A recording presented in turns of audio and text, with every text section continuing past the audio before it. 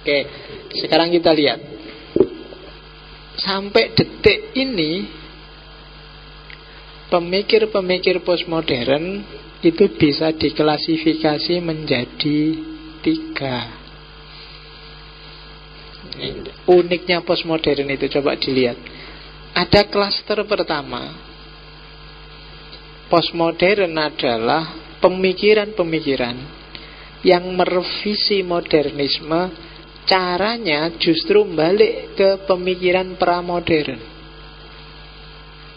Mungkin kalian pernah dengar Fritjof Capra yang nulis Buddha, yang nulis khazanah-khazanah, New Age, Gary Zukav, Lovelock, ya kan? Kalau di Indonesia ada Anand Krishna yang sekarang di penjara.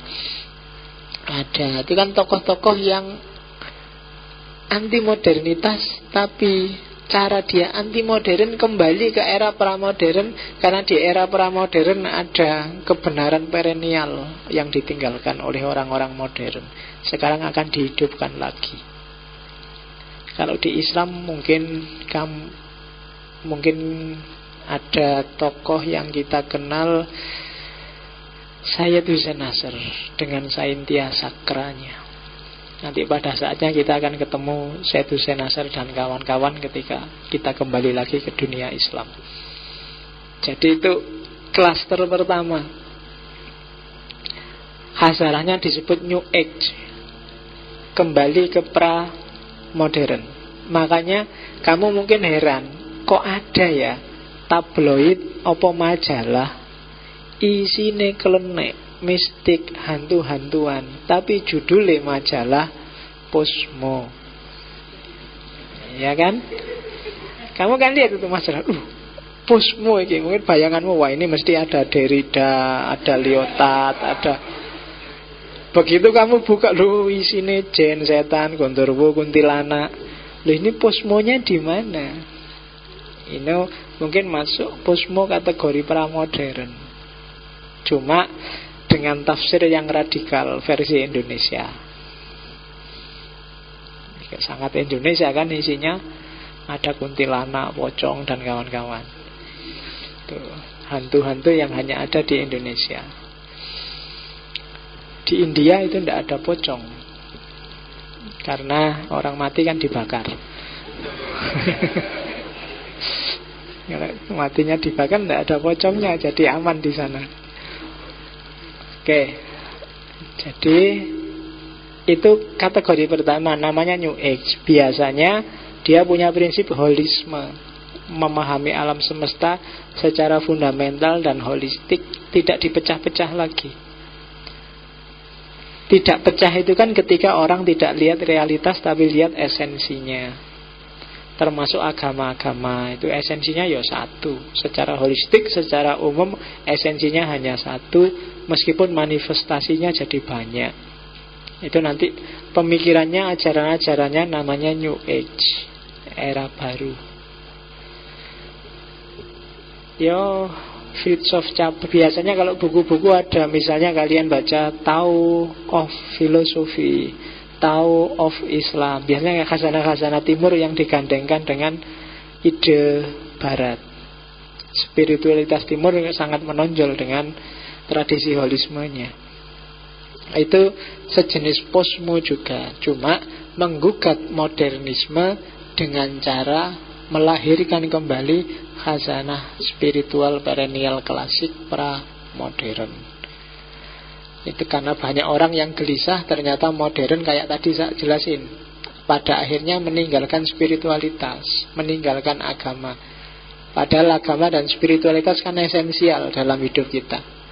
Maka terus, kalau gitu kita harus kembali lagi deh. Nah, kembali ini termasuk juga jenis postmodern, karena dilakukan dalam rangka mengkonter modernitas. Kemudian yang kedua, yang kedua ini dekonstruksi. Ciri kedua, dekonstruksi itu dekat dengan bahasa, makanya ditulis berkaitan dengan linguistik dunia sastra. Maksudnya dekonstruksi adalah membebaskan orang dari jeratan logosentrisme. logosentrisme itu orang yang terkungkung, orang yang terpenjara oleh logosnya sendiri, oleh cara berpikirnya sendiri. Seperti orang-orang modern itu kan orang yang dipenjara oleh cara berpikirnya sendiri. Makanya nanti teori dekonstruksi kan banyak dipinjam oleh tokoh-tokoh hermeneutik Muslim untuk mendekonstruksi banyak umat Islam yang terpenjara oleh cara berpikirnya sendiri. Pada akhirnya yang disakralkan itu bukan Islamnya, bukan Qurannya, bukan Allahnya, tapi pemikirannya sendiri. Nah, gejala kayak gini harus dikonter dengan yang namanya dekonstruksi. Hancurkan. Setelah dihancurkan, ya dekonstruksi selalu ada gandengannya rekonstruksi. Setelah dihancurkan, bangunkan lagi dengan versi yang berbeda dengan sebelumnya. Nah, jenis kedua berarti hancurkan worldview modern. Kita bikin worldview baru yang lebih komprehensif. Kita bikin sistem yang tidak menjebak orang, tidak menghegemoni orang, tidak menang-menangan. Nah, itu tokohnya terkenal kalau dekonstruksi. Ada Derrida, ada Foucault, ada Fatimo, ada Lyotard. Masih banyak yang lain yang punya gagasan dekonstruksi. Ada yang ketiga, jenis ketiga adalah yang ingin merevisi modernisme, tapi tidak dengan menolaknya secara total. Hanya direvisi premis-premisnya, hanya direvisi kekeliruan-kekeliruannya. Misalnya, modernisme itu bagus kalau ngomong ilmu-ilmu eksakta, tapi begitu ngomong ilmu sosial humaniora, dia lemah karena nggak punya alatnya. Nah, itu terus. Kalau gitu, ya jangan dibubarkan modernisme. Kita tambahi lagi dengan metode baru yang bisa mengolah ilmu sosial humaniora. Lahirlah tokoh-tokoh hermeneutik. Jenis ketiga memang tokoh-tokohnya kebanyakan dari ranah hermeneutik. Gadamer, Ricker, Rorty, Apel. Ayo, apel, jeruk, kelengkeng. Oke. Tokoh-tokoh hermeneutik. Dulu sudah pernah mungkin di awal-awal kita ngaji hermeneutik 2 atau 3 sesi. Tapi nanti pada saatnya kita akan ngaji panjang tentang hermeneutik, mulai klasik sampai postmodern, termasuk nanti masuk ke dunia Islam. Karena kelihatannya hermeneutik kan salah satu istilah keren yang disukai banyak mahasiswa. Istilah keren itu kan sering-sering dipakai kemana-mana. Kalau ngerti hermeneutik kan merasa seneng. Nah, tidak apa-apa lah, tak kasih hermeneutik. Paradigma hermeneutik itu banyak senengannya mahasiswa. Kita nanti akan ngaji itu pada saatnya, entah kapan. Mungkin setelah kamu lulus. Ya. Oke, jadi ada 3 jenis. Yang pertama jenis pramodern, yang kedua jenis dekonstruksi, yang ketiga jenis revisionis. Merevisi cara berpikir modern, tidak dengan menghancurkan. Oke, apa sih yang dilakukan oleh orang-orang postmodern itu? Itu klasifikasiku. Apa sih postmodern itu? Postmodern itu adalah ketika modernisme dilampaui. Gimana cara melampauinya? Nah, ada 1, 2, 3, 4, 5, 6, 7. Ada 7 cara yang dilakukan oleh orang-orang posmo untuk melampaui modernitas, melewati modernitas. Yang pertama, dekonstruksionisme. Misalnya pikirannya Derrida. Dekonstruksionisme itu kapanpun kamu mikir sesuatu, kapanpun kamu menemukan kebenaran, jangan mandek di situ. Dekonstruksi terus pikiranmu biar berkembang. Kenapa? Ya karena kebenaran yang kita temukan adalah kebenaran yang sifatnya tentatif, temporer, sesuai ruang dan waktu, sesuai jangkauan kita saat itu. Maka jangan diberhalakan. Ganti lagi. Siap-siap diganti, siap-siap didekonstruksi. Upaya dekonstruksi itu berarti apa? Dikritik terus. Jangan-jangan kamu keliru. Itu yang membedakan dengan orang modern. Kalau modern, ada bukti ilmiahnya? Ada, ya sudah berarti itu benar. Kalau posmo, janganlah. Kita itu manusia terbatas. Cara berpikir kita, cara menanggapi realitas kita sejangkau kesejarahan kita. Sejauh mana kamu ngerti atau tidak ngerti, kamu kuliah apa, ilmumu seluas apa, kan cuma itu. Maka dia derajat kebenarannya tidak mutlak. Jadi dekonstruksi berarti kesiapanmu untuk terus-menerus melakukan kritik terhadap kebenaran yang kamu miliki, yang kamu anggap benar selama ini. Itu tokohnya Derrida. Kenapa begitu? Ya karena makna tunggal itu nggak ada. Yang ada makna mutlak. Tidak apa-apa, digilir aja satu-satu biar nggak ngantuk. Oke. Yang nah ya kan ngono enak biar nggak ngantuk kok. Yang kedua, poststrukturalisme. Kalau poststruktural, misalnya Foucault. Poststruktural itu apa sih? Struktur itu tidak ada yang baku paten. Makanya kalau di Foucault teorinya jadi arkeologi pengetahuan. Setiap klaster punya alur sendiri-sendiri. Setiap kelompok orang, bahkan setiap orang punya epistem sendiri-sendiri. Podo-podo NU ini mungkin NU versiku dan NU versimu beda loh. Cara memahaminya itu epistem. Sama-sama Muhammadiyahnya, Muhammadiyah gayaku dan gayamu mungkin beda. Struktur itu tidak ada, maka disebut post struktur. Sama-sama orang Indonesianya, kita kan dasarnya Pancasila Pak, UUD 45 Pak. Cuma ya beda-beda pemahamannya. Gitulah.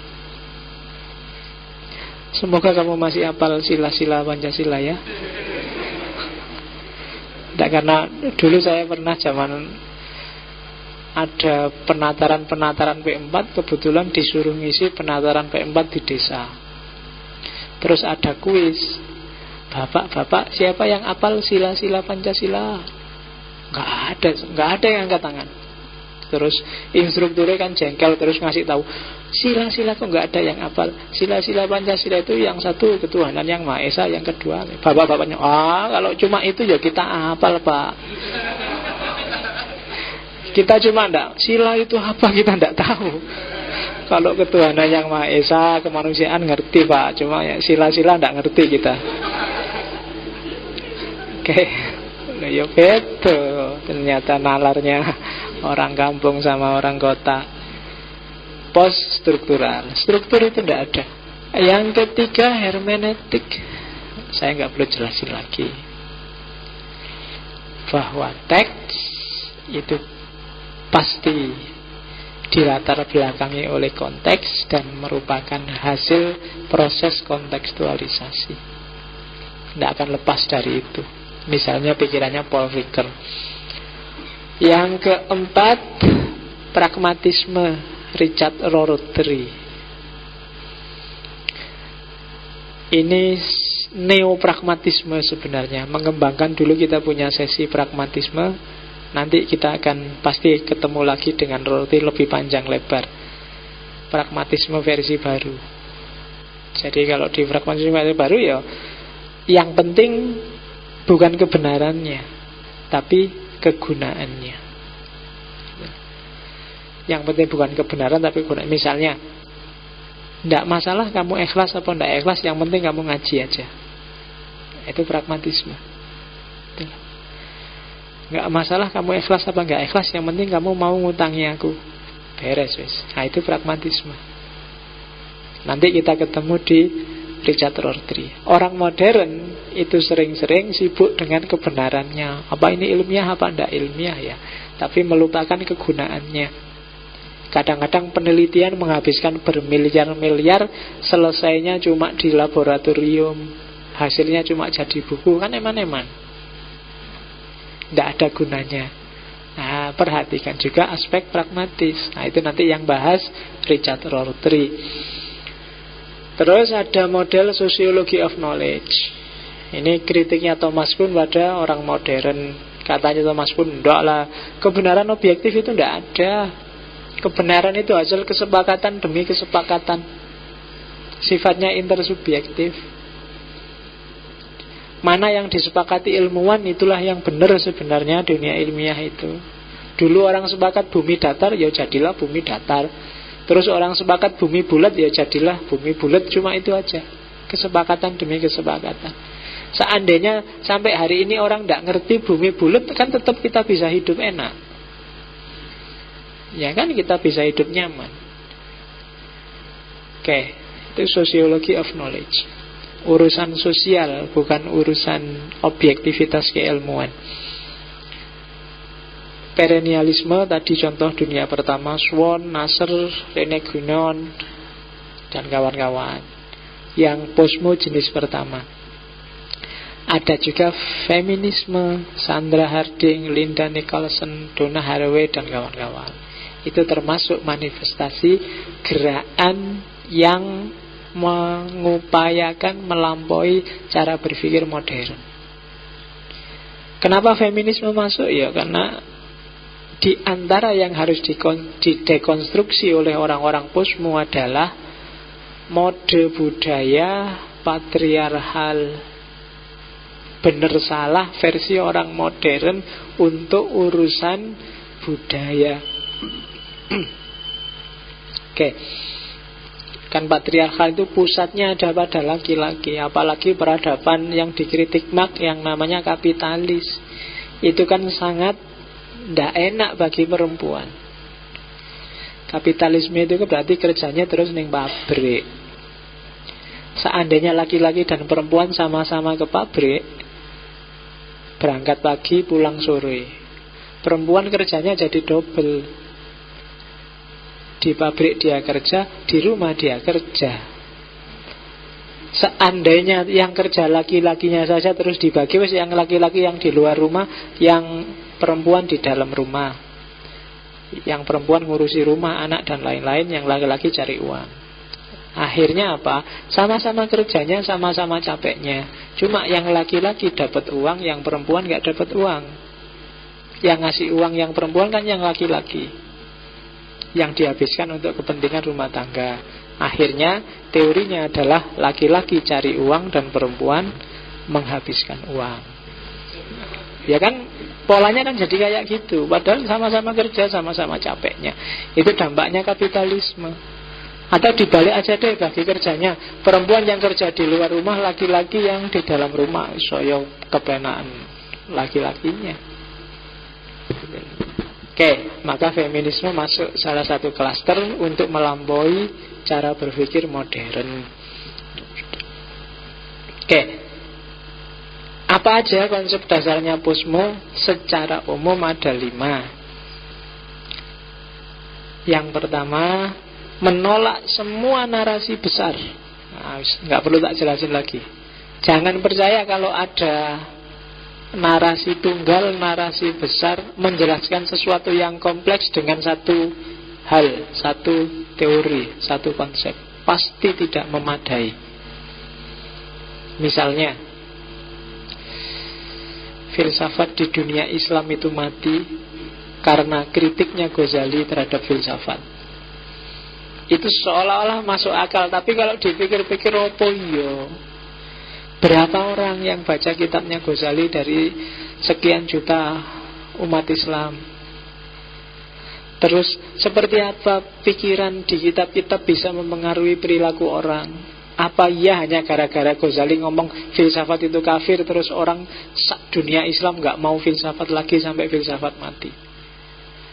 Nah, itu namanya grand narasi. Narasi tunggal untuk menjelaskan realitas yang sangat besar dan kompleks. Banyak di TV-TV kan sering gitu, kamu dibohongi oleh narasi-narasi tunggal. Ini gara-gara ini terus jadi ini gara-gara, seolah-olah hanya gara-gara itu terus. Padahal itu mungkin fakta dan fenomenanya kompleks. Itulah. Yang kedua, konsep dasarnya semua kebenaran itu lahir dari konstruksi sosial. Sifatnya subjektif, paling banter intersubjektif. Konsep kedua. Yang ketiga, fragmentasi, decentered self, diri yang lepas dari pusat. Selama ini di orang modern, identitasmu selalu dikait-kaitkan dengan pusat. Kayak ciri yang kelima itu. Jadi aku NO, koyo-koyo wis NO itu identitas finalku dan selesai, dan aku tidak mungkin punya identitas yang lain. Modern kan gitu. Decentered itu coba kamu tarik lagi sampai kamu ngerti bahwa ada multiple conflicting identities. Kamu sebenarnya punya banyak topeng, punya banyak identitas. Itu yang bikin kamu salah paham karena hanya lihat satu topeng saja. Dai sejuta umat. Nah, kamu hanya lihat dai-nya saja.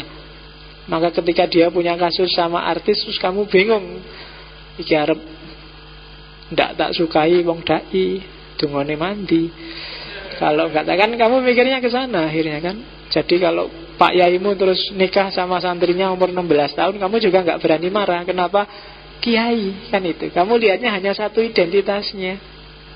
Padahal orang itu punya multiple identities gitu loh.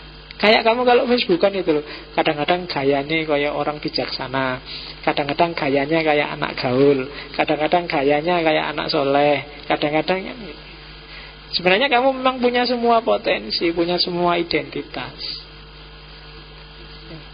Biar nggak dianggap mahasiswa nggak gaul, terus kamu menampilkan dirimu seperti apa. Biar dianggap mahasiswa yang soleh, kamu tampilkan dirimu seperti apa.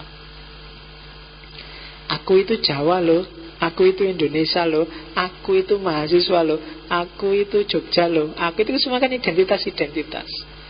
Ketika kamu mengidentifikasi dirimu dengan identitas-identitas ini kan terus kadang-kadang ada conflicting. Dan postmodern melihat itu. Ketika kamu melakukan ini dalam rangka apa sih? Oh, ini cuma dalam rangka jaim. Oh, kalau ini cuma dalam rangka pencitraan. Oh, kalau ini serius ini karena dia memang benar-benar. Nah, itu identitas demi identitas. Ketika kamu ngaji ke sini, kan kamu juga bawa identitas. Aku peserta ngaji filsafat, aku santrinya ngaji filsafat, identitas. Kalau begitu kamu ke sini salah bawa identitas juga kacau. Ya mbok, identitas apa yang kamu bawa ke sini? Mungkin aku adalah mahasiswa aktivis. Wah, begitu nyampe sini kamu teriak-teriak demo misalnya, anti BBM misalnya. Ya enggak apa-apa, paling tak suruh kampanye di depan anti BBM biar aku enggak ngomong lama-lama. Nah, itu multiple conflicting. Kamu harus tahu kapan identitas A dipakai, kapan identitas B dipakai, kapan identitas C dipakai. Dan ketika orang melakukan sesuatu kan kamu bisa lihat, oh ini Jokowi ketika dia menampilkan dirinya jadi presiden. Oh ini Jokowi ketika dia menampilkan dirinya jadi seorang bapak. Oh ini Jokowi ketika dia menampilkan dirinya jadi anggota partai. Oh ini, kalau kamu gak cerdas kayak gitu, kamu kebingungan sendiri nanti. Dan yang terakhir, itu ciri hari ini adalah realitas hari ini adalah realitas yang mass mediated. Realitas yang banyak dikonstruksi oleh mass media.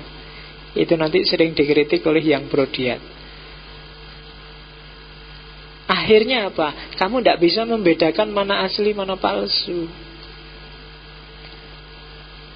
Jadi hari ini realitas itu yang kelihatan asli bisa palsu, yang rasanya kok palsu tapi sebenarnya asli. Itu kita susah membedakan. Kenapa? Karena mass mediated. Kalau saya ngomong mass media berarti hubungannya dengan kepentingan, hubungannya dengan kekuasaan, dan tidak sesederhana pikirannya orang modern. Pokoknya ada bukti fisiknya, berarti itulah. Tidak selalu begitu. Wong bukti fisik itu bisa direkayasa. TV-TV kadang-kadang ya, sebelum wawancara juga diatur dulu yang diwawancarai. Kalau nggak cocok nggak diwawancarai.